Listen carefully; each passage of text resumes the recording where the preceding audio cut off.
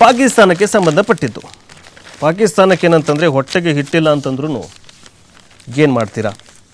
ಭಾರತ ಸಾಲ ಮಾಡಿಯಾದರೂ ನಾನು ಭಾರತದ ಮೇಲೆ ಬಾಂಬ್ ಹಾಕ್ತೀನಿ ಅಂತ ತೊಡೆ ತಟ್ಟಿ ನಿಂತಿರುವ ಪಣ ತೊಟ್ಟಿರುವಂತಹ ಪಾಕಿಸ್ತಾನ ಈಗ ಮತ್ತೊಂದು ಖ್ಯಾತಿ ತೆಗೆದಿದೆ. ಏನಂತಂದರೆ ಅಲ್ಲಿ ಏನಂತಂದರೆ ಪ್ರಧಾನಮಂತ್ರಿಗಳಿಗೆ ಯಾವುದೇ ಅಧಿಕಾರ ಇರೋದಿಲ್ಲ. ಅಲ್ಲಿನ ಸೇನಾಧಿಕಾರಿಗಳು ಇರ್ತಾರಲ್ಲ, ಆ ಸೇನಾಧಿಕಾರಿಗಳಲ್ಲೇ ಎಲ್ಲವೂ ಅಧಿಕಾರ ಇರತ್ತೆ. ಈಗ ಪಾಕಿಸ್ತಾನದ ಕಾಶ್ಮೀರ ಏನಂತಂದರೆ ಪಾಕಿಸ್ತಾನಕ್ಕೆ ಸೇರಿದ್ದು ಅಂತ ಪಾಕ್ನ ಒಬ್ಬ ಸೇನಾಧಿಕಾರಿ ಹೇಳಿದ್ದಾರೆ. ನಾವು ಹಿಂದೂಗಳಿಗಿಂತ ಅನೇಕ ವಿಧದಲ್ಲಿ ಭಿನ್ನರಾಗಿದ್ದೇವೆ, ಹೀಗಾಗಿಯೇ ಭಾರತದಿಂದ ಬೇರೆ ಆದೆವು.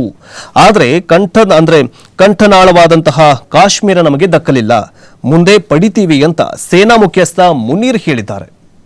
ಏನಂತಂದರೆ ನಾವು ಹಿಂದೂಗಳಿಗಿಂತ ಅನೇಕ ವಿಧದಲ್ಲಿ ನಾವು ಭಿನ್ನರಾಗಿದ್ದೀವಿ ಅಂತ ಸೇನಾ ಮುಖ್ಯಸ್ಥ ಮತ್ತು ಪಾಕಿಸ್ತಾನದ ಸೇನಾ ಮುಖ್ಯಸ್ಥ ಹೇಳಿದ್ದಾರೆ. ಜೊತೆಗೆ ಕಾಶ್ಮೀರ ಯಾವತ್ತೂ ನಮ್ಮದು, ಭಾರತದಿಂದ ದಿಟ್ಟ ತಿರುಗೇಟನ್ನು ಕೊಟ್ಟಿದ್ದಂತೆ ಇದಕ್ಕೇನು ಸುಮ್ಮನೆ ಕೂತಿಲ್ಲ, ಭಾರತವೂ ಕೂಡ ತಿರುಗೇಟನ್ನು ಕೊಟ್ಟಿದೆ. ಕಾಶ್ಮೀರ ಯಾವತ್ತೂ ಕೂಡ ನಮ್ಮದೇ ಆಗಿರುತ್ತೆ, ಭಾರತದಿಂದ ದಿಟ್ಟ ತಿರುಗೇಟನ್ನು ಕೊಟ್ಟಿದ್ದಾರೆ ವಿದೇಶಾಂಗ ಇಲಾಖೆಯವರು.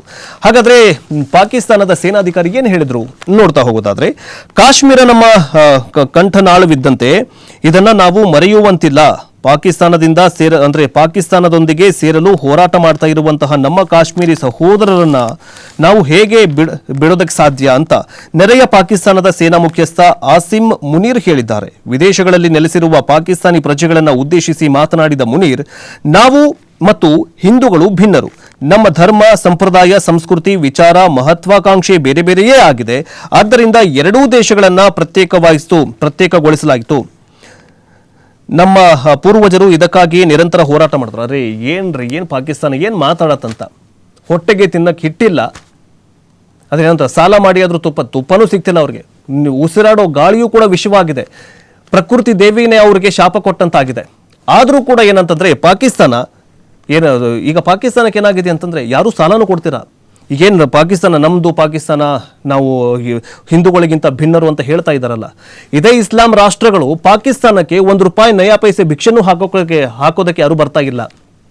ಇಂಥ ಪರಿಸ್ಥಿತಿಗೆ ಬಂದಿರುವಂತಹ ಪಾಕಿಸ್ತಾನ ಈಗಾಗಲೇ ವಿಶ್ವದ ಮುಂದೆ ಭಯೋತ್ಪಾದಕ ರಾಷ್ಟ್ರಗಳ ಪಟ್ಟಿಯಲ್ಲಿ ನಂಬರ್ 1 ಸ್ಥಾನ ಪಡೆದುಕೊಂಡರೂ ಕೂಡ ತನ್ನ ಏನಂತಂದರೆ ಈಗಾಗಲೇ ತನ್ನ